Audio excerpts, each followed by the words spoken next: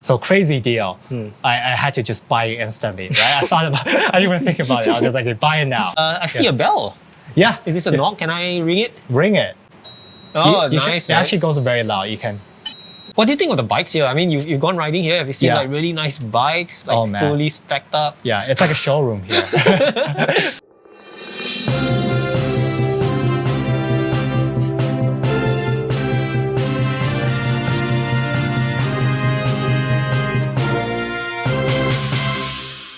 Ready to go. All right, Stephen, thank you so much for coming to Upper Boon King here in Singapore.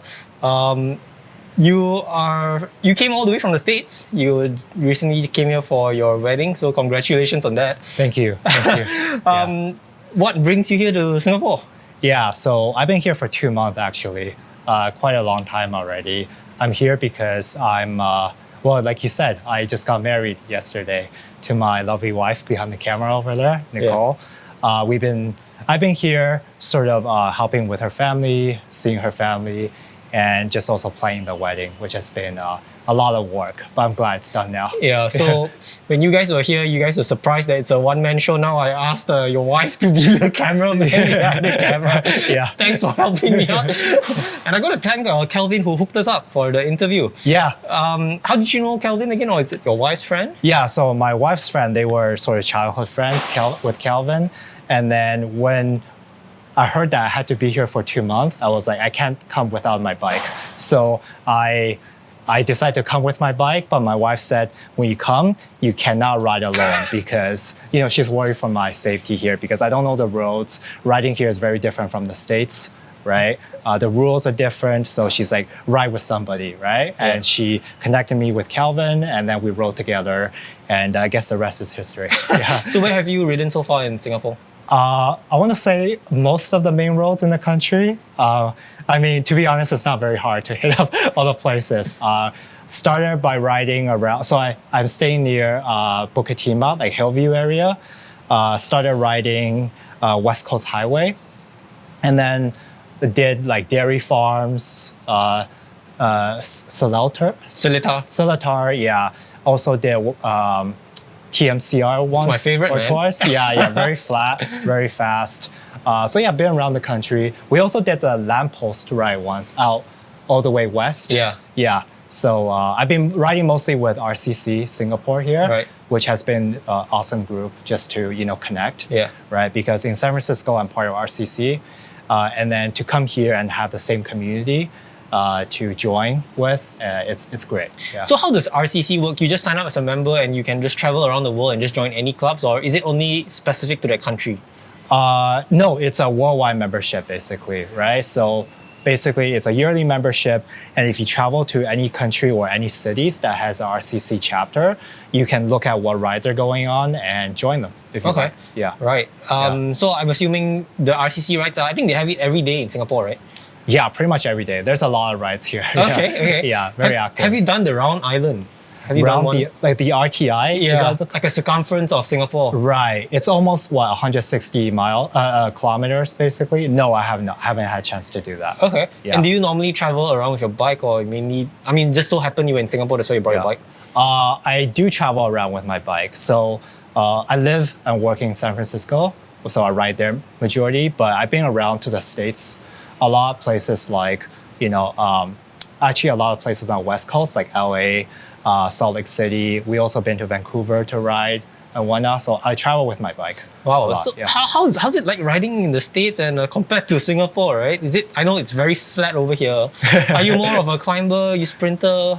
Living in the San Francisco Bay Area, I don't think you don't have the option to not climb, let's say that. So it's very hilly.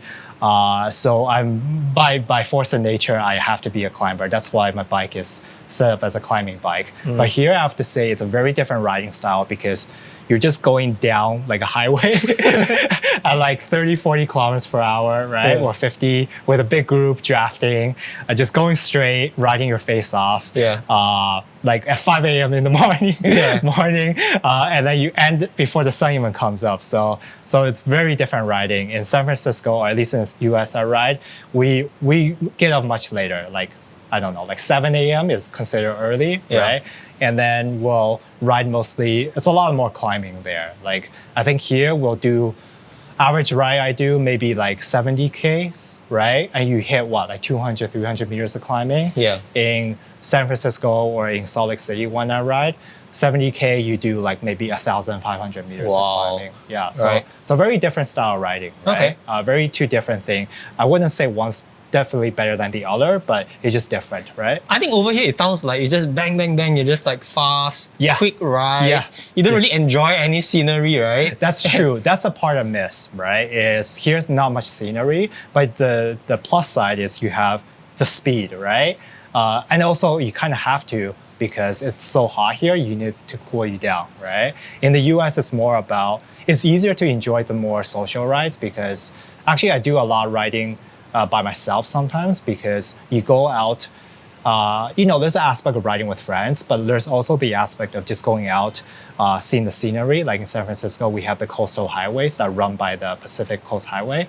Very beautiful. You just ride along the ocean, the cliffs, you hit a stop for a coffee, go by the beach, then go home, right? So it's a very more meditative experience. Right? How are the roads like over there? I know Singapore has one of the best roads in the world. So the roads there, it can get a little hairy, especially in the mountains, because they don't maintain it that much, right? So I want to say it's not particularly bad roads, but the surface overall is not very even as here, right? Yeah. Whereas here, some roads the surfaces are very even, but occasionally you guys will have very big potholes randomly. And people ride will be like, hole! And I'll look at the size of the hole, it's like this big. like you flip over. But and then are riders in the US, are they very tolerant of cyclists or they just hate cyclists, right? Yeah. Well, US is a very big place, so you have to talk about what city or what state. Okay, so the place where you're in San Francisco. Yeah, San Francisco, people are very used to cyclists. There's pretty good like bike lane infrastructure, and generally the car speeds are pretty low compared to here because the roads are so windy and twisty because of the hills. So cars are forced to be slow, right? And when you're near the speed of the cyclist, it's very safe for cyclists because the speed differential is not high, right? So generally, I feel very safe riding in San Francisco, I would say.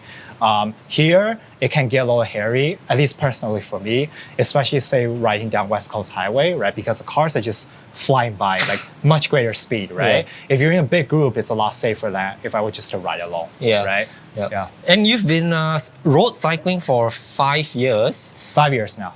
Tell us, how did it all start? Yeah, so when I was a child, I would ride these Walmart mountain bikes with my friends. Half the time the suspensions would bottom out. We would make little jumps and ramps in the backyard. And I did that a lot. So, but then over the course of years, during high school, university, I became a lot more sedentary. Play a lot more video games, ate unhealthy, so I got a lot fatter, right? And then when I moved from Toronto to San Francisco for work, that's 5 years ago, right?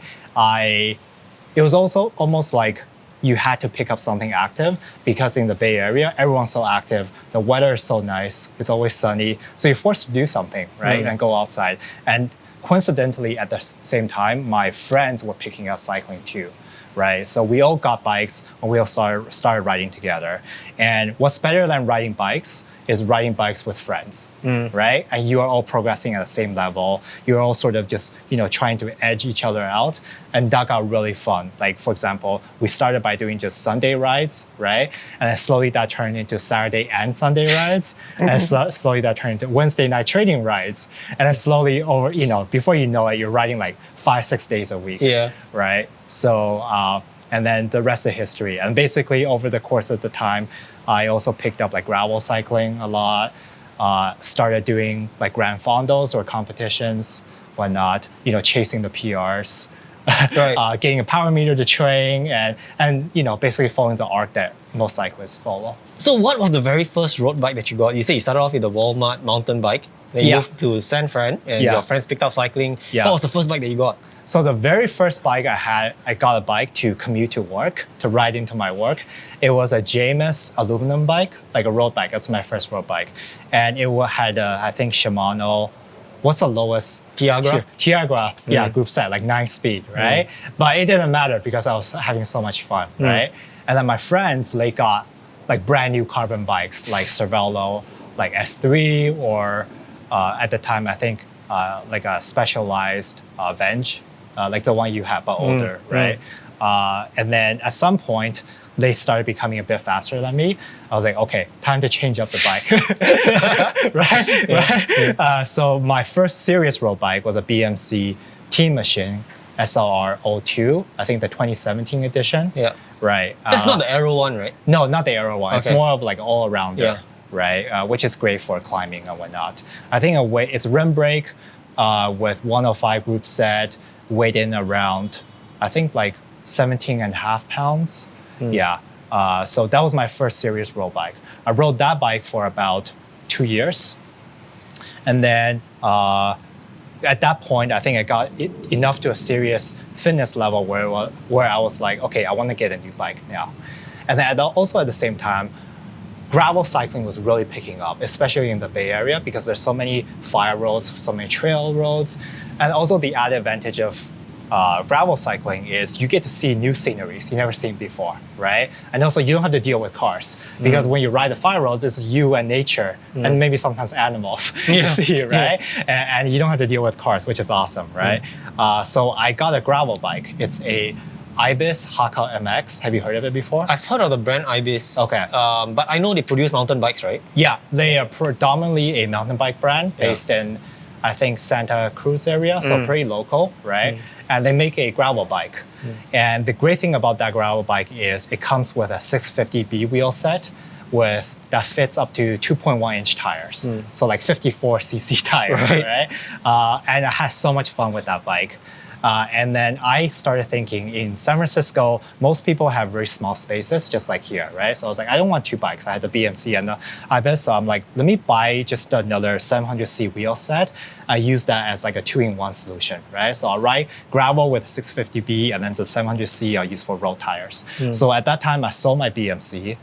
It was, I think, maybe 5 months into the pandemic. So bike prices were at all-time high, so I sold high. That was great. And then, so that Ibis became my sort of all-in-one solution. Right. It was great because I only had one bike to use, but the downside is it's a one-by, right? It had a 40 crank at the front and a 42 teeth in the back, so very large ratio. I'm going to assume this is a SRAM GRX. Sorry. It's actually a SRAM SRAM Force 1-by group set. So it's a road group set? No, it's so it's actually a road group set. Okay. Yeah, but it works fine on gravel. Right. It's a 1-by. Yeah. Why didn't you just go for a mountain bike? Why a gravel bike?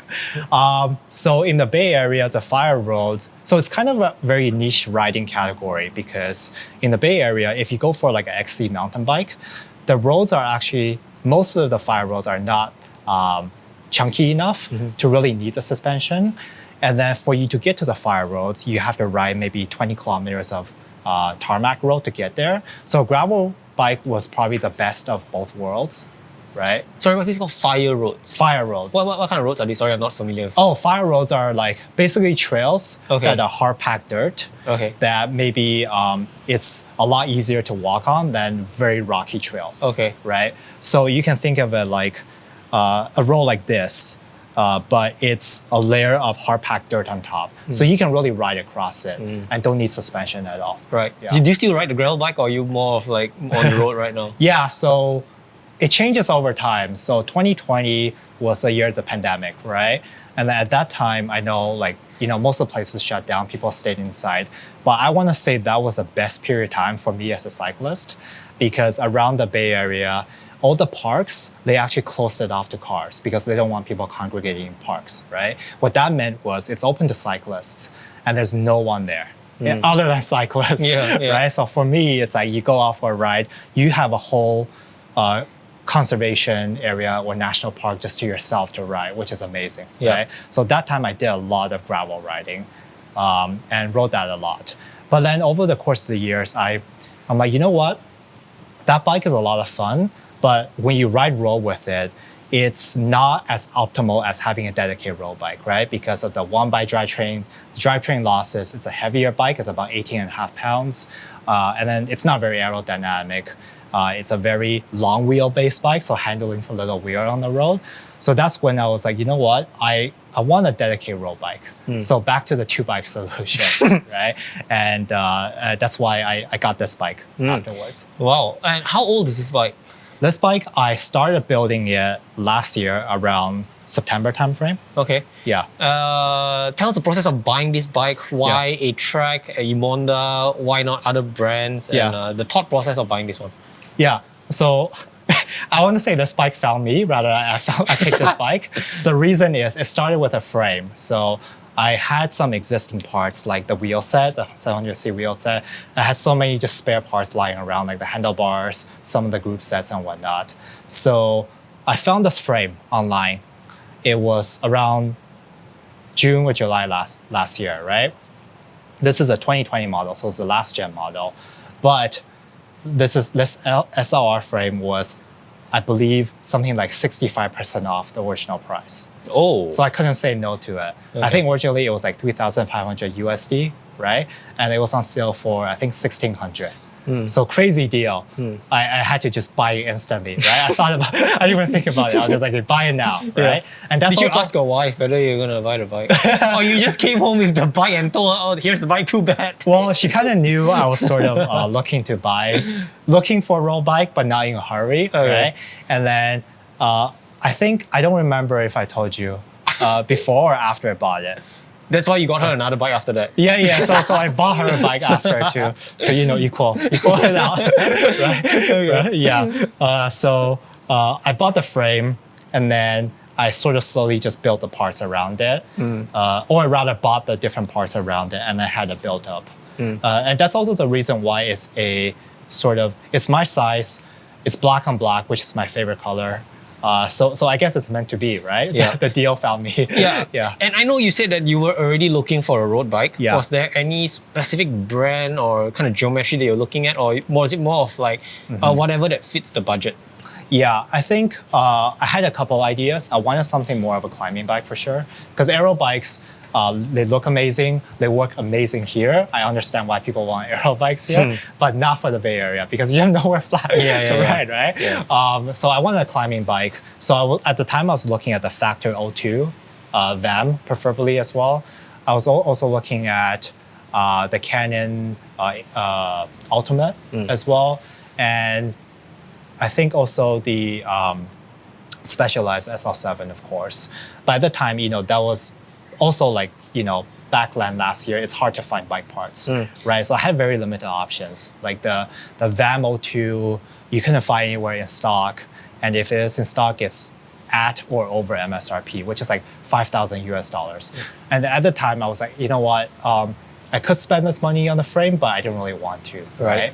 Yeah, and then I came across this. That was a no-brainer. I was like, you know what? I'll just get it. So this was brand new, not secondhand? Brand new.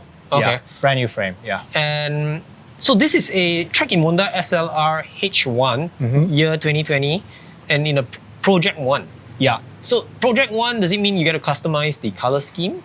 I actually don't know. I think Project 1, there's a version where you can go online and select what color you want. They've custom made it for you. But I think they also made a bunch of limited edition batches of pre-configured color, and they call it Project 1 as well. So this is limited edition? I think so, Okay. yeah. Okay.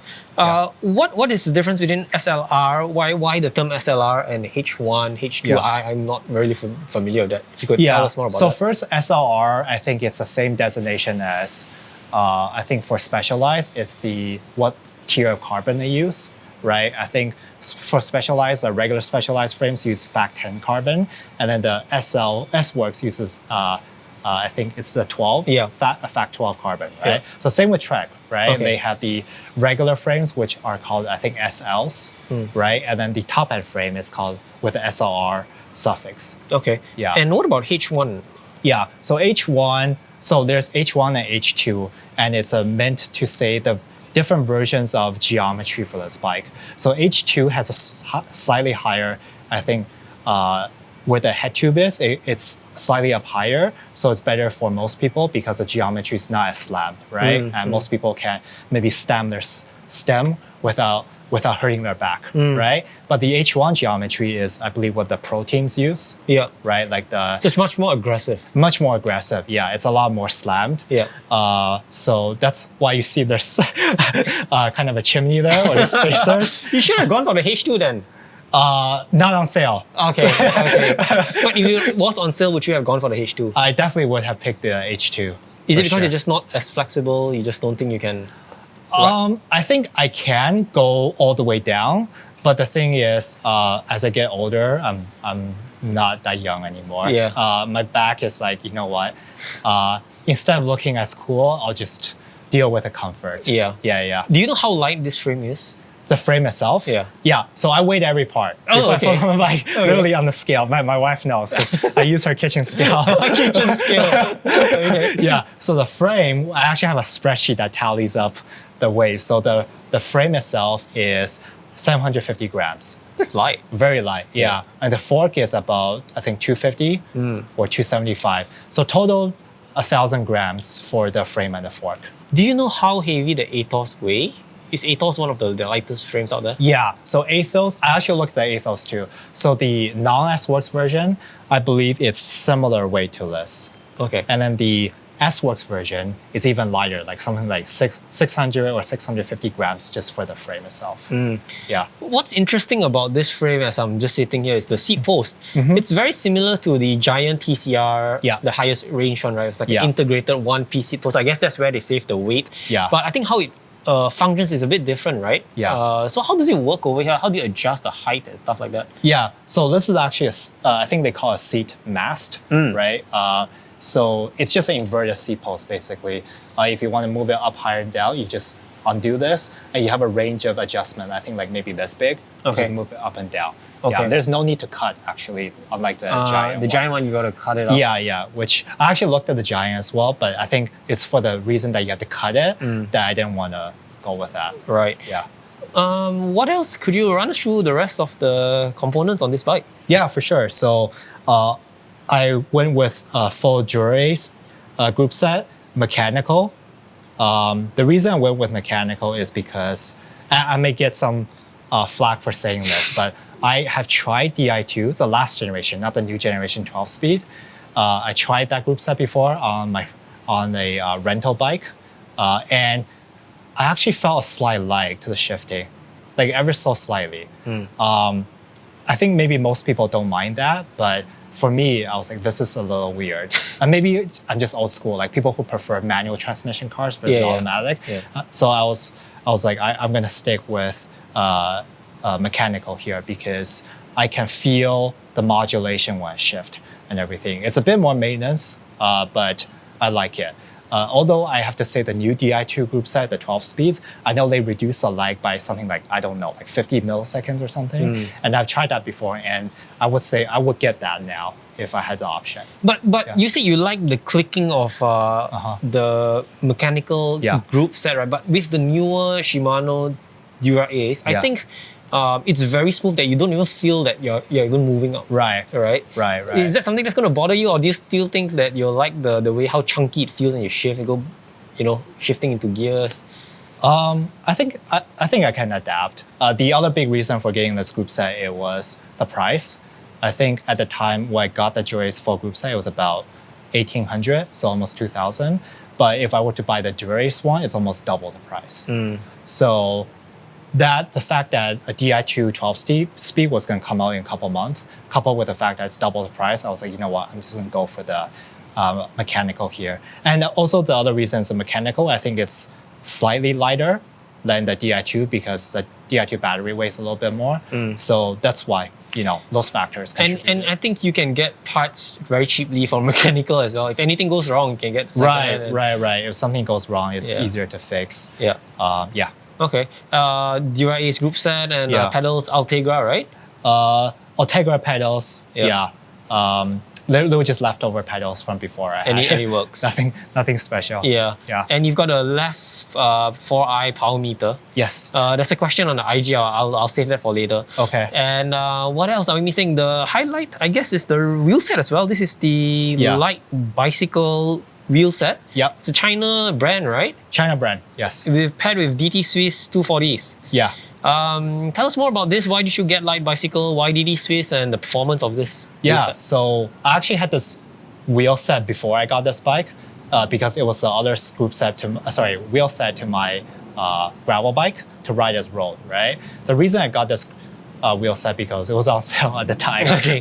I think normally this wheel set, this configuration with the DT Swiss 240 hubs would be about like 1200, right? But at the time, I think it was Christmas or something, they had too many DT Swiss 240 hubs lying around, so it was on sale. So I got it for like 800, so very good price. So right? you bought the hubs and the rims together? Yeah, so you get to configure basically which hubs go with which rim. Right. Because LightBiycle, the fact that I like them is you can almost configure a wheel, each component to your liking. Okay, even down to the spokes. Even the spokes, yeah. So these are SAPIM, CPM, X-ray or something like that. CX-ray something, right? CX-ray, yeah. Okay, and how did you come to know about LightBiycle and why? Yeah. I know you say it's because of price. Yeah. Any regrets getting this? No regrets whatsoever. So I have a friend who is also very into cycling, and he has many more bikes than me and many more parts than me.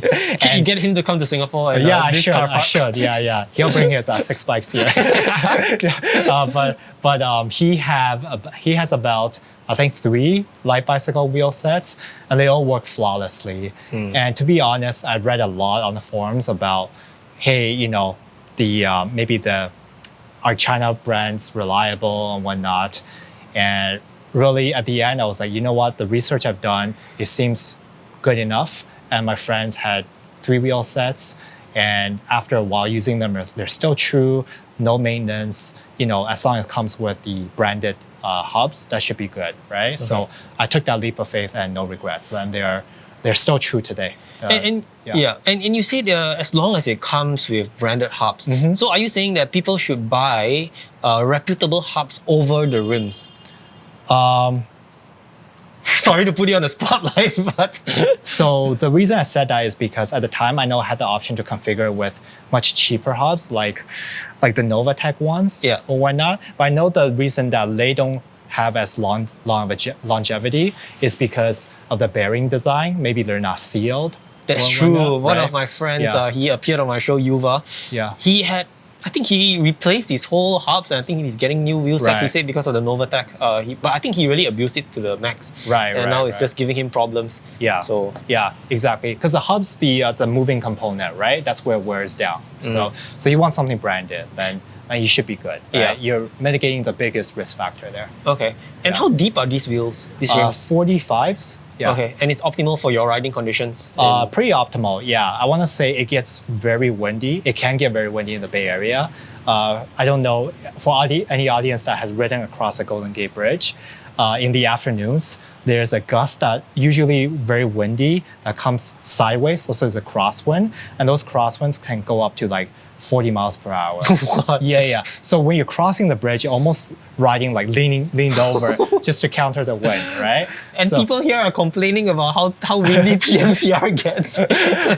Yeah, so here it's not too bad in terms of wind. But again, wind's a big factor if you're going just flat, right? Yeah. So for someone who's, for the benefit of my audience, someone who want to buy wheel sets, I was in that position, like I didn't know what rim depth I should get. What's your advice to people? My advice is, well, it depends on where you're riding, right? If you're riding in Singapore, I think 60 mil, no problem, right? You want to get the benefits of aero benefits, but also you don't really care too much about the weights, right? If you live somewhere where you climb most of the time, I would go even shallower than this because this wheel set weighs, I think, 1,500 grams that I measured. So right now this bike weighs 7.2, I think, as you see here. But if I were to go with maybe a much more weight-weenie setup for the wheels, like maybe the new wind space wheels that are shallower, I think they weigh about 1,300 grams. So I can get this bike down to like 7 grams even. Wow. Yeah. Okay. Yeah. And you're running Vittoria Corsa. Yeah. Well, which model is this? Yeah, to the Vittoria Corsa. Okay. Yeah. And you have a very weird setup, 28 on the front and 25 on the rear. What's the reason for that? It's because I just had tires left over. So my rear tire wears out much faster than the front tire. I don't know, maybe it's because my seats. No, I think everyone's rear tire always runs out faster. Yeah, so I think before I had an extra set of 25s, so you know, just put it on, you know. So 28 or 25s? 25s. You prefer 25 or 28s? Oh, preference. Yeah. I think 28s. Okay. Yeah. And is this a clincher or a tubeless setup? Clincher. Yeah. Why not tubeless? Because I go through the rear tire so much that it's such a hassle to Swap them out? Yeah, swap them out. Okay. Because I think, so at least riding in the Bay Area, I said the roads are not very nice, right? So extra wear on the tires. There's also a lot of descending that you do. So unlike here, where you primarily wear out the middle part of the tread because you're just going straight, in the Bay Area, we actually do a lot of descending, so the sides actually get worn down. You corner a lot. Yeah, and once the sides worn down, I get a lot of flats after that. So I switch out the tires almost like every 2 months or something like that. And what's the tire pressures that you run? 80. Very low for a clincher setup. Yeah. They never had a problem with it. Yeah. So you estimate the value of the bike right now at $5,000 US. Yeah. Okay. What do you think of the bikes here? I mean, you've gone riding here. Have you seen like really nice bikes, like fully spec'd up? Yeah, it's like a showroom here. So I want to say the only place I've seen nicer bikes than the Bay Area is here. Like, because Bay Area, there's a lot of money, people like nice things. Yeah. But here, it's just next level, right? I mean, if you're not riding S-Works or Pinarello, are you even riding bikes? Like, yeah. Oh so my bike is solid middle class by comparison. Yeah. I know everyone who comes on my show, they have like super bling, but it's good for my channel. Like, people like to see fancy bikes. Yeah. But it's also of the journey of the cyclist. I think that draws people to my show as well. Yeah. Let's finish up the last few things that you have on the bike. So I know you have a Garmin Varia sensor as well. It's not on here, but just put it on the back here. Yeah. Why is it important for someone to get a proximity sensor at the back? Yeah, I got it not too long ago, maybe 5 months ago, and I can't go back to not having it because having the radar view on my computer there just to see if a car is coming is so important, especially maybe if I'm out riding the country roads where it's not often a car passes you and you have headphones on, but it's important for you to know, then it's so convenient because I don't have to constantly look back or be afraid, right? Or I know exactly how many cars are behind me. So that, especially if you're climbing the mountain roads, that I know, okay, it's clear now, rather than there's actually another car behind me in the back. So for safety, it's really awesome. And how accurate is it? Has it ever missed a car because of the way the Varia is angled? Oh, I don't think so. Okay. It's immensely accurate. Okay. Yeah. Cool. Yeah. And so that's the only light that you run on the back? Yeah, in the back. Okay. Yeah. And the front, what do you have any lights? Do you run lights? So in Singapore, I definitely run a front light, but I don't have it here. Just a simple no-name brand light because here, I think by law you have to. Ride with a light, especially when we ride at 5 a.m. Right? But in the Bay Area, no, I don't run a front light. Just to be awake, we need, right? And speaking of safety, I see a bell. Yeah. Is this a knock? Can I ring it? Ring it. Oh, nice. It actually goes very loud. You can.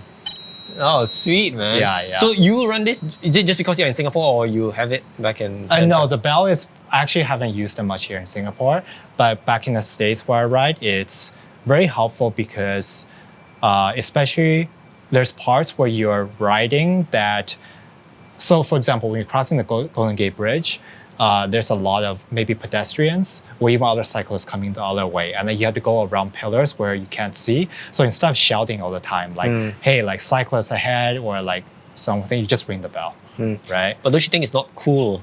Not cool to have a bell? I think this is the coolest bell I can get, right? Because it's quite hidden. It's hidden. It's pretty aero, right? The way I mounted it.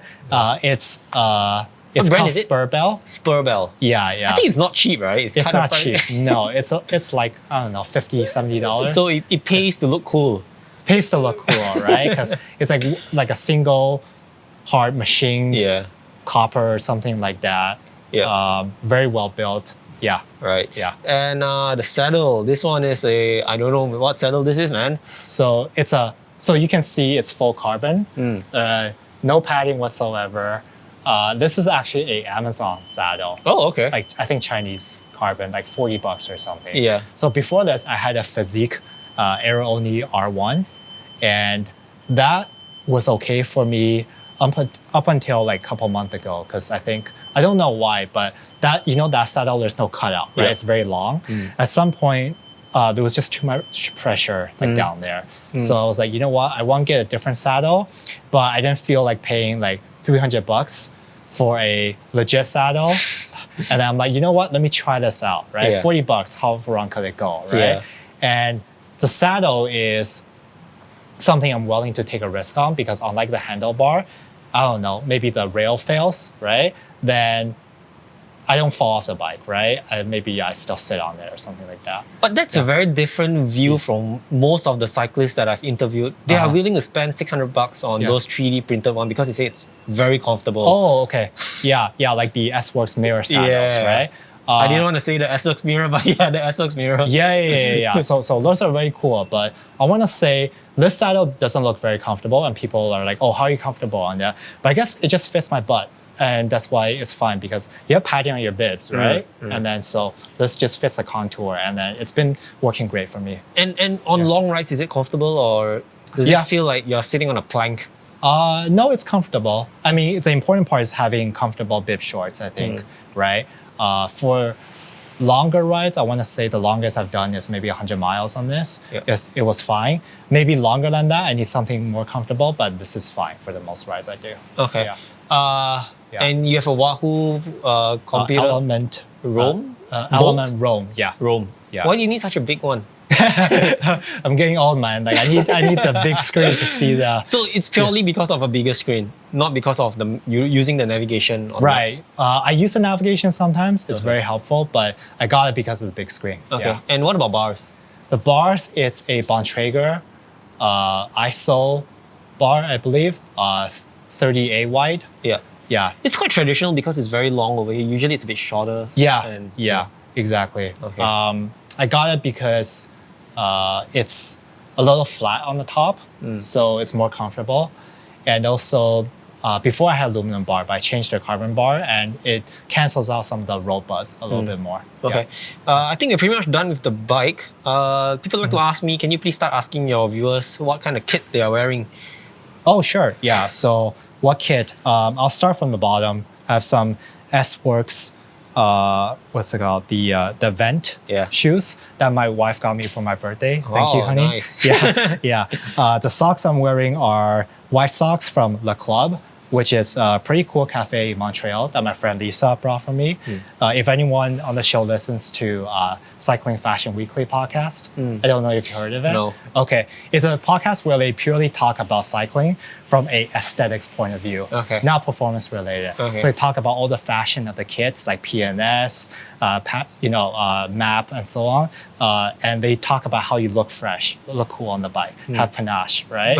so that's sorry, it's a little tangent, but that's the other thing I noticed here is that every cyclist here are pretty fashion conscious about what they wear. Generally, people wear like name brands, very coordinated, good fitting outfits, right? So they look good on the bike. I want to say in the States, people typically care less about that. You'll see people wear all kinds of loose jerseys or different colors, like a jersey that looks like it's from the like 1980s or something. They don't care, they just ride the bike, right? But here, I like the fact that everyone cares about looks a bit more. Everyone looks pretty fresh. So kudos to Singaporean cyclists. I think over here, I feel intimidated because I'm not like that. Like I'm not into the kit and everything. I'll just buy something that works for me that's not expensive. Right. Over here, you're right that people are maybe in it for the looks, for the IG shot, hanging out at a cafe, flashing their expensive bikes. I'm not sure that's a good thing or a bad thing, but at least it gets people cycling, right? Yeah. There's nothing wrong with that. I enjoy the culture here. Just it's different, but I do enjoy it. Yeah. And what about the bibs and the jersey? So these are some Panorama Studio bibs. Got them on sale. So, but I like the color. And then this jersey is actually a club I ride with in San Francisco. It's called 707. And we had this custom made by Elio, which is another California brand, kit maker. And I'll maybe just talk about my jersey a little bit. Here is the coordinates about where we meet for rides, which is near the south end of the Golden Gate Bridge. Oh. And you can see the 7:07 actually represents the time that we start rides, which is 7 minutes past 7 o'clock a.m. right? And you can see, I don't know if people can see here, but the 0, it's like a clock that's has the cutouts at the 7th hour and the 7-minute mark. Very well thought out. Yeah. So our friend Herman designed this. So shout out to Herman. Wow, awesome. For the very clever design. Can Herman design my club jersey? Sure, I'll ask him to hit you up. Yeah. Okay, cool. Yeah. Last wrap out the bike, overall performance, what should people look out for if they want to get this bike, and any dislikes? Yeah. I have no complaints about this bike, especially given how well it's worked for me over the past year. I want to say where this bike excels is not only the climbing, but the downhill handling. I'm typically a little more skittish going downhill. I don't know if you know what, so do you watch the YouTuber Safa Brian? Yes. Yes. Okay, so Is he your neighbor or something? No, but you know how the roads are like in California, Yeah. like the descents, maybe you descend for 20 minutes, there's many switchbacks. So very fun if you go fast, right? But traditionally, I've been very skittish about that because I had a bad accident maybe 3-4 years ago. And ever since then, it's just not the same, right? But then once I got this bike and these tires, that changed because I now feel so confident cornering. I feel like Safa on the descent. I may be going slower, but I feel just as confident. Is it because you've just got more experience? Probably that too. Okay. Yeah. I learned better how to corner, right? Okay. And also just to understand how these tires perform better.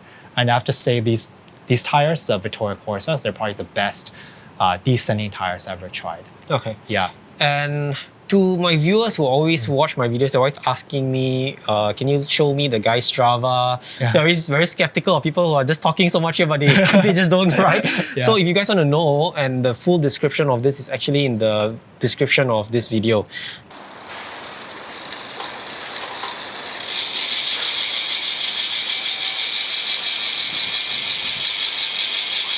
So we move on to the IG Q&A. If you guys want to ask your questions, you can form your IG and you can submit your questions. Steven, you ready?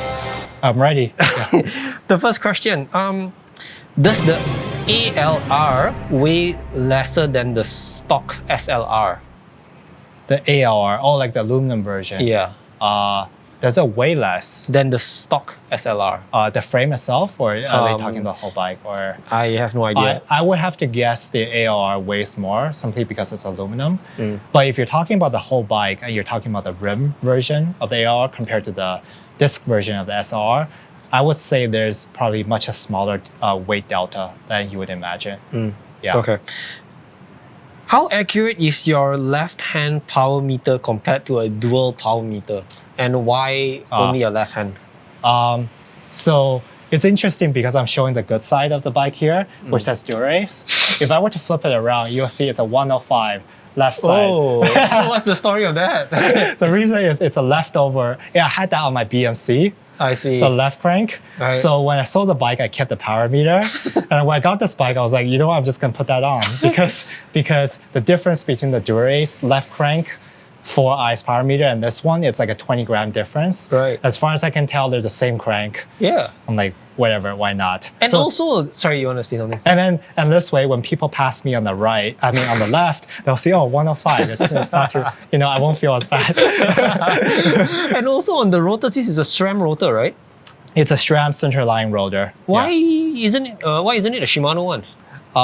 Because I like the look of these rollers better, and actually these rollers are slightly lighter than the Shimano Dura Ace rollers, I believe, by like maybe 5 or 10 grams. Yeah. Yeah. Because I think there's more material on the Dura Ace. Yeah, right? yeah, more material. Yeah, so these wear out faster. Because I was just about to point out that I swapped out my rotors to Dura Ace one just to conceive people that I have a Dura Ace group set because of how black it looks and it looks like so stealthy, right? Yes, yeah. Next question is, what will be your next upgrade on this bike? Yeah. Sorry, I think I didn't answer the Yeah. previous question about how accurate the 4-eye left crank power meter is. Oh, yeah. I think for me, I actually tested on a trainer before my left-right balance. It's pretty perfect 50-50.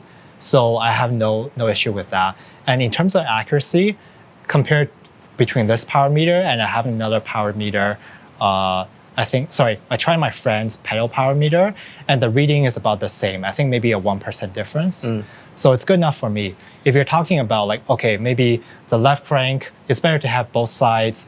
I would say, at least for me personally, I'm not a pro or anything. I just want a power reading. It's good enough, right? The train, it's good enough for me. Okay.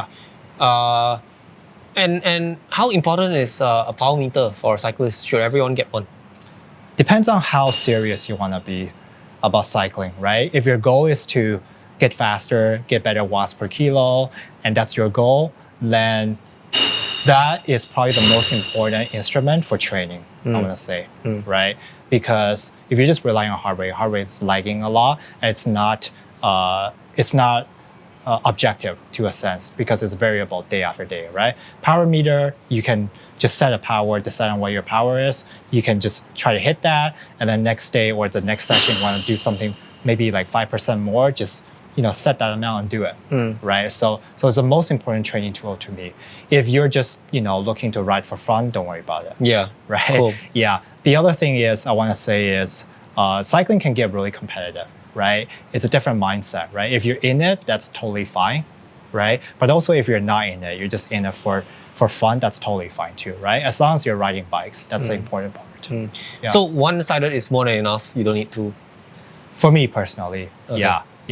I'm not as serious as some of the people that need dual sides to know the minute differerences between the two.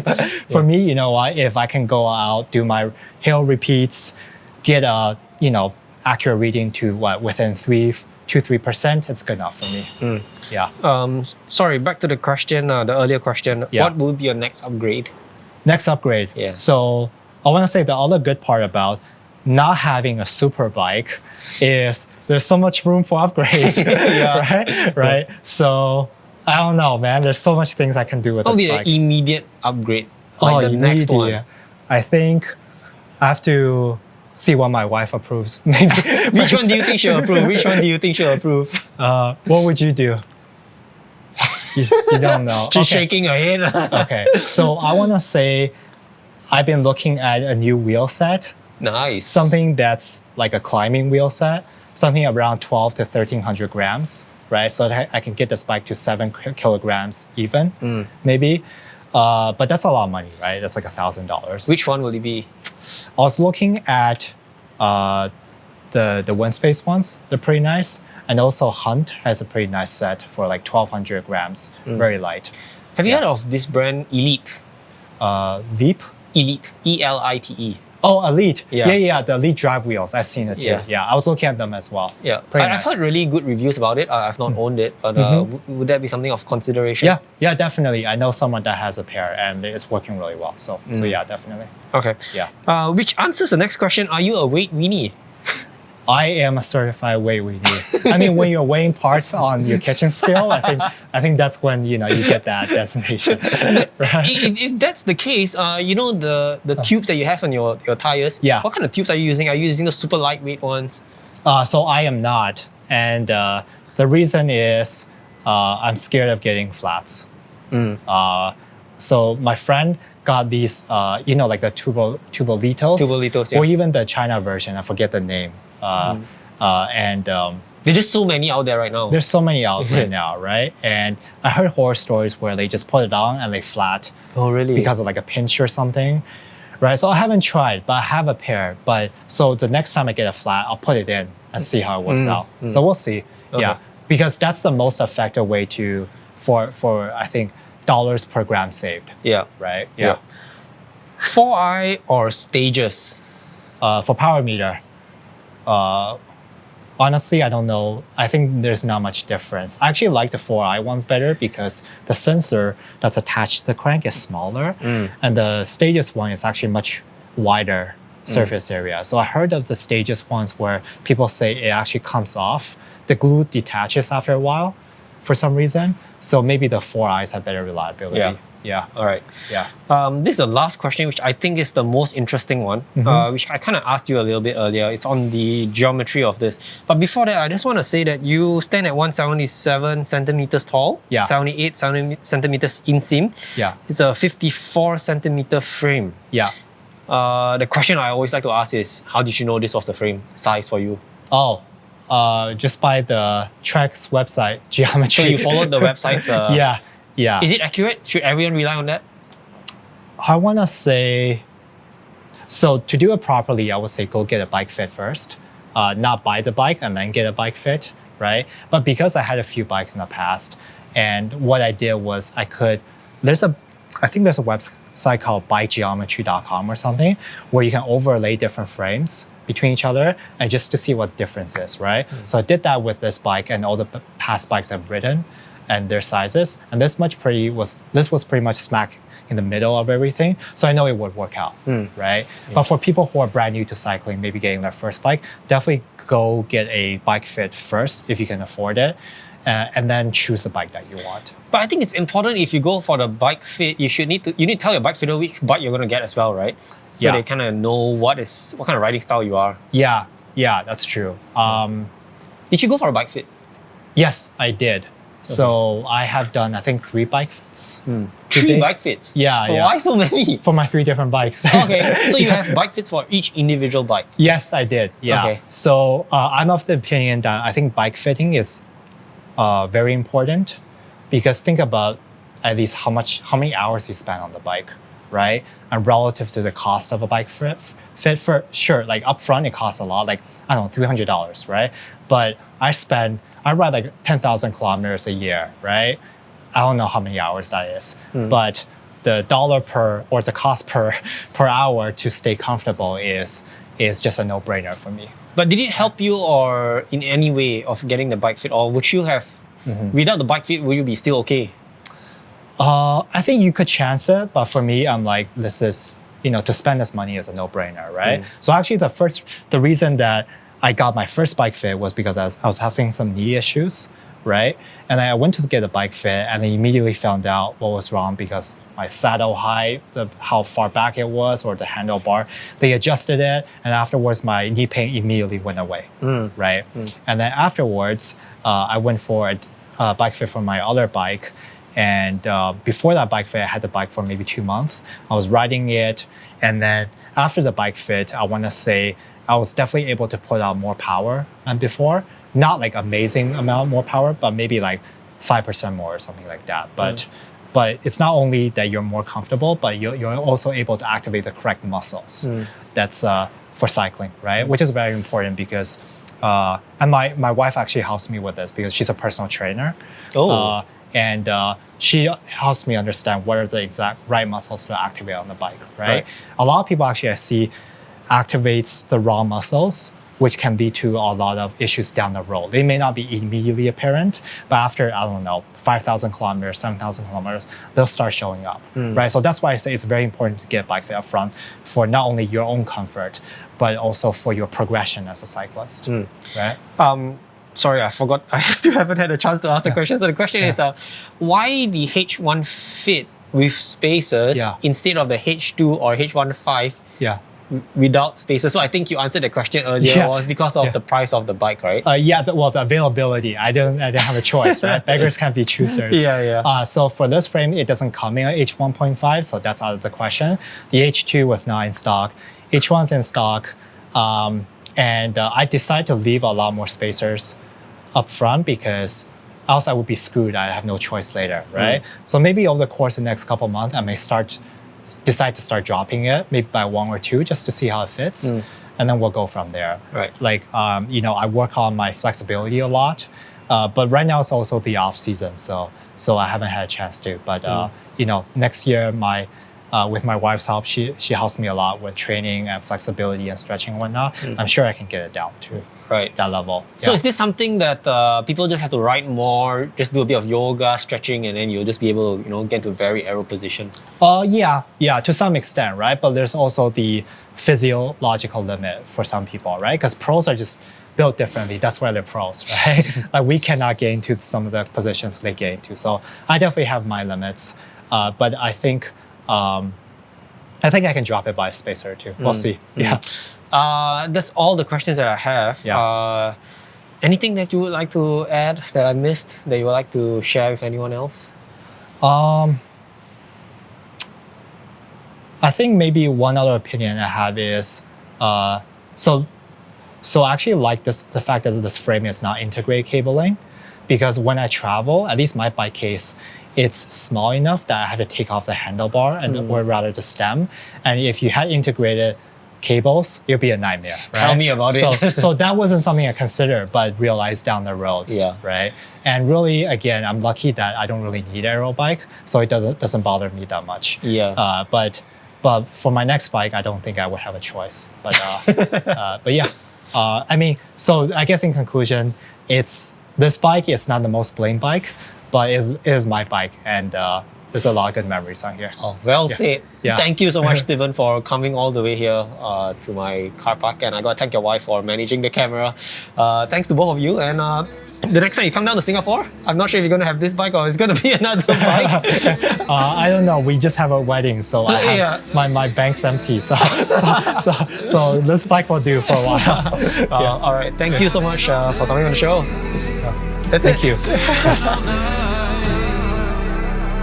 seem to focus this double sight.